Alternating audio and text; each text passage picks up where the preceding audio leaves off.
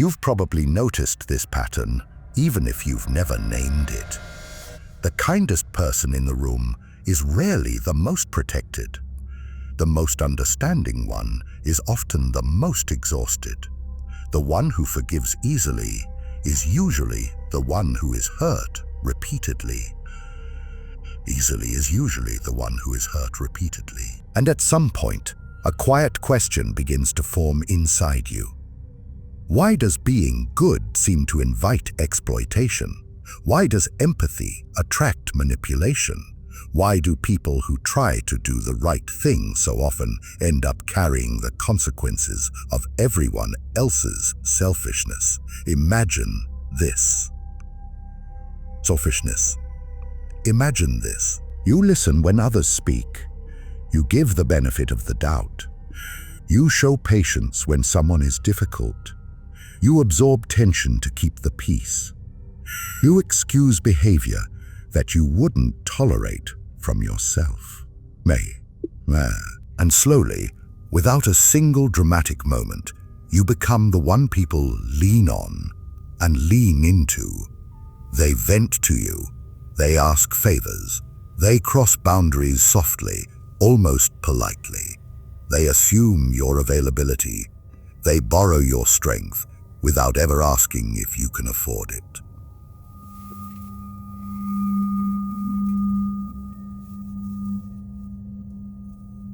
At first, it feels like connection, then responsibility, then obligation, then resentment.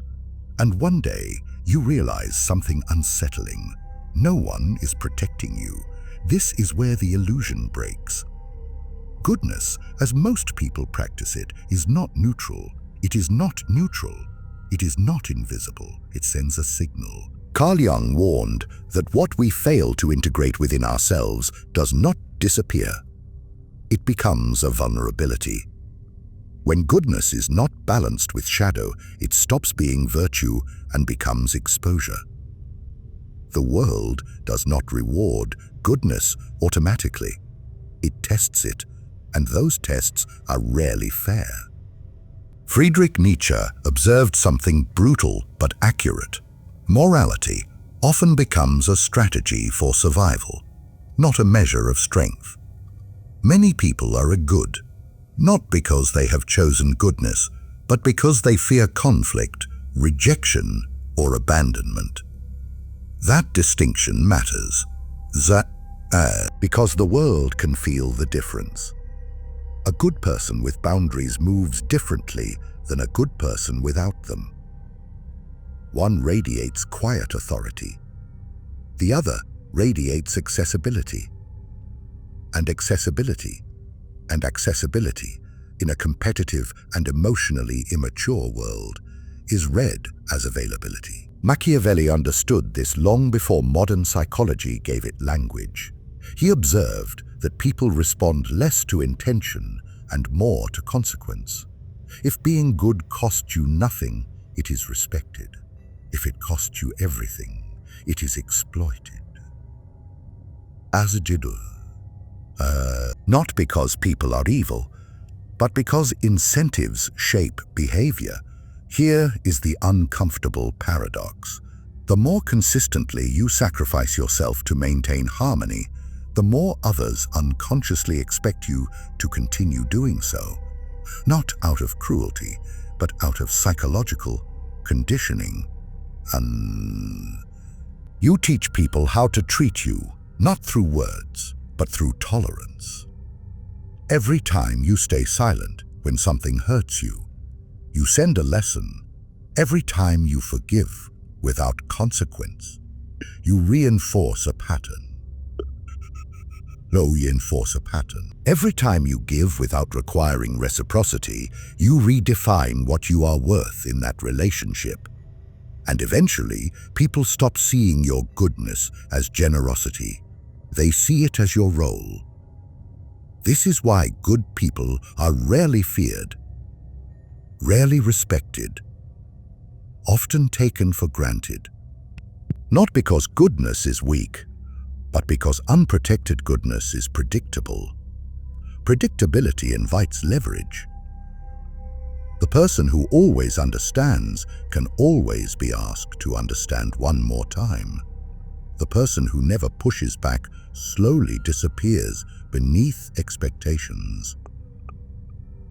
Beneath expectations. The person who absorbs damage to keep others comfortable becomes invisible to their own needs.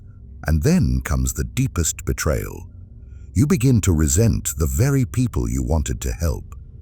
You feel drained, unseen.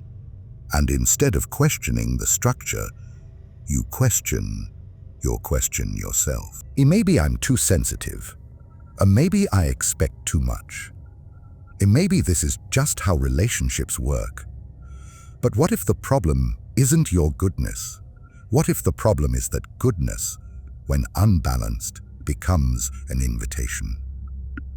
An invitation. What if the world isn't punishing you for being kind, but responding exactly as it has been trained to respond?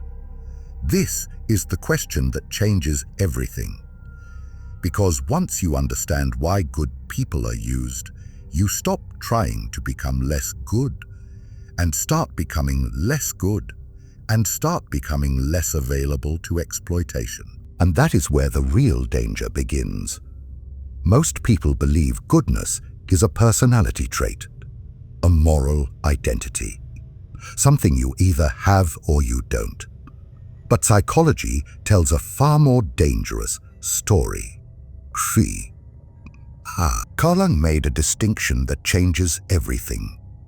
The difference between integrated goodness and compulsive goodness. One is chosen, the other is enforced from within, and only one of them gets exploited. The good people who are always used are rarely choosing goodness freely. More often, they are bound to it. It becomes their armor, their strategy, their way of staying safe in the world. Somewhere early in life, they learned a quiet rule. I'm understanding, I will be accepted. If I am agreeable, I will not be abandoned. If I absorb tension, I will be loved. This rule sinks deep, below conscious thought, below intention. It becomes identity. Jung called this the formation of a moral persona, a socially acceptable mask built to protect the self from rejection. On the surface, it looks virtuous. Beneath it, it hides fear, and fear always leaks. Here is the part most people don't want to hear. Predatory behavior does not require evil intent. It only requires asymmetry.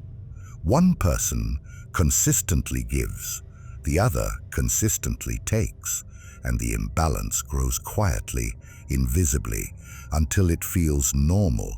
The Yaguda person rarely notices it happening because their focus is outward. They are trained to monitor others' emotions, not their own limits. They sense discomfort in a room before they sense their own exhaustion. They apologize for tension they didn't create. They feel responsible for feelings they didn't cause. This makes them invaluable and dangerously easy to use. Machiavelli understood something brutal about human nature. People are less moved by kindness than by consequence. When kindness has no boundary, it loses its gravity.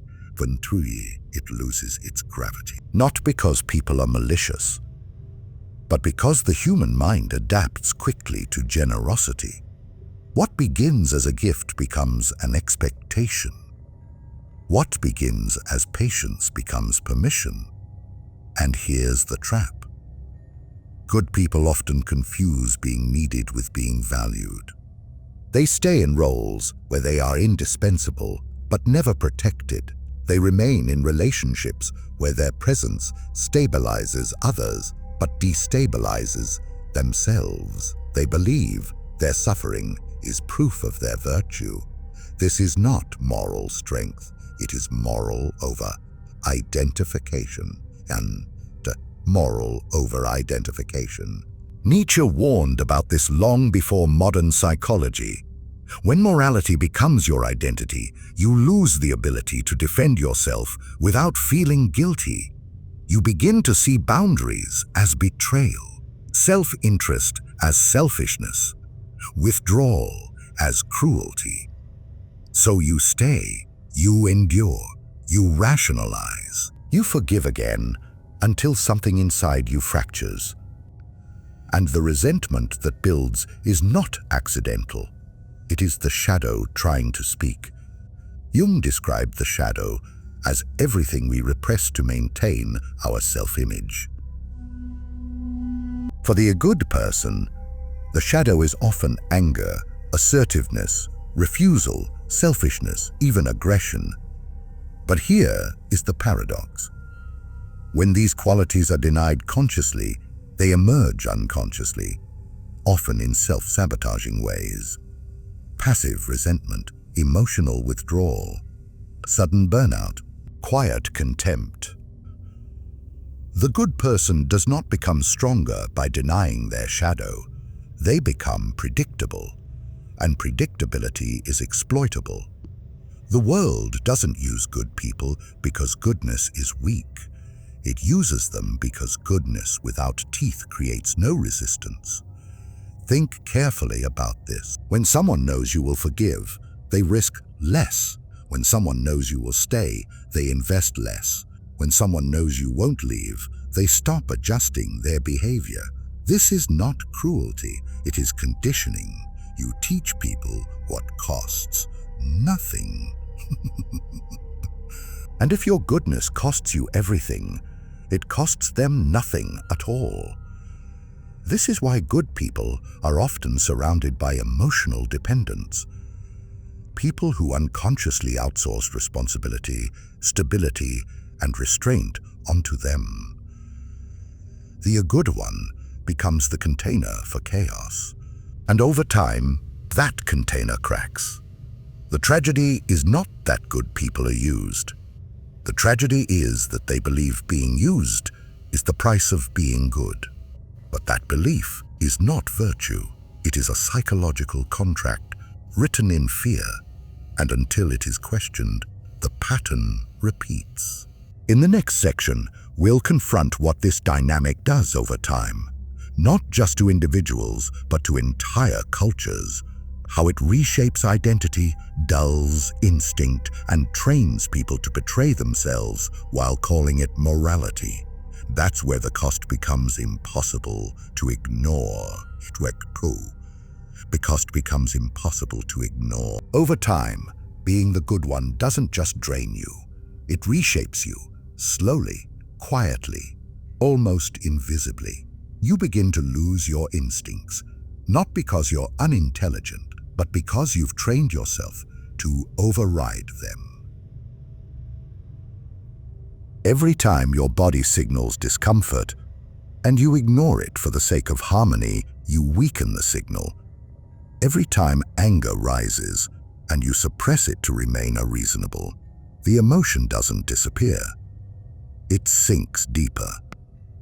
And when instincts are ignored long enough, they stop speaking clearly. This is where the real damage happens. Good people often lose the ability to detect danger early. They rationalize red flags. They explain away disrespect. They interpret exploitation as misunderstanding. They mistake their discomfort for personal failure rather than environmental warning. The result is delayed reaction.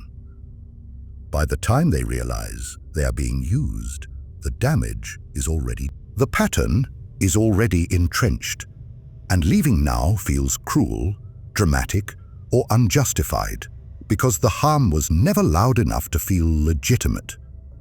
This is how self-betrayal becomes normalized. There is another cost that few people talk about: authority erosion. Respect does not disappear suddenly. It fades gradually when there are no consequences. When people sense that you will remain kind, regardless of how they behave, something shifts in their nervous system. They stop regulating themselves around you. Not consciously, instinctively. They interrupt you more. They push boundaries slightly further. They take your availability for granted, and eventually they stop seeing you as a separate will. You become infrastructure, useful, reliable, replaceable. This is the quiet humiliation of chronic goodness. Not abuse, not cruelty, but invisibility. And the most dangerous part. You start participating in it. You lower your expectations. You excuse less effort. You accept less care, because demanding more feels unlike you. Jung warned that when a person identifies too strongly with virtue, they become blind to power. They lose their edge. And the world, which is not moral but responsive, adapts accordingly. This is why good people often end up resentful, bitter, or numb, not because they are ungrateful, but because they gave without protection. Goodness without boundaries does not create goodness in others. It creates dependency or entitlement. And once that line is crossed, respect does not return on its own. It must be reintroduced. Which brings us to the most uncomfortable truth of all. The world does not respect goodness that cannot say no. This is not cynicism. It is structure. Machiavelli understood this clearly. Virtue without force is fragile.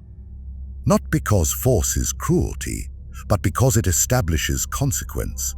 And consequence is the language human behavior understands. This does not mean becoming cruel. It does not mean becoming cruel. It does not mean abandoning morality. It means integrating what you have been avoiding, your firmness, your refusal, your willingness to withdraw. The moment you stop over-explaining, something changes. The moment you stop rescuing, something shifts. The moment your kindness becomes conditional on respect, the dynamic rewires itself. People adjust. Some leave. Some resist. Some reveal who they were all along. And that is not a loss. That is clarification. Jung would call this shadow integration, the moment when the good person reclaims the traits they were taught to fear: assertiveness, selfishness, coldness, detachment, selfishness, coldness, detachment. Not to dominate others, but to stop being dominated. This is where true goodness begins, because goodness that can walk away is no longer exploitable. Goodness that can withdraw is no longer predictable. Goodness that carries consequence becomes respected. The irony is brutal. Irony is brutal. The moment you stop trying to be good, you become better, not softer, but clearer, not nicer, but safer to be around. Because now, your kindness has weight. You don't offer yourself endlessly. You don't offer yourself endlessly. You don't absorb what isn't yours. You don't trade self-respect for harmony. And the world feels that shift immediately. You are no longer the person people lean on without permission. You are no longer the emotional dumping ground. You are no longer the one who carries what others refuse to hold. You become selective. And selectivity is power. Good people are not meant to be used. They are meant to be dangerous when crossed and generous when respected. That balance is what was missing, and once it's restored, the pattern ends, not because people become better, but because you do become better, but because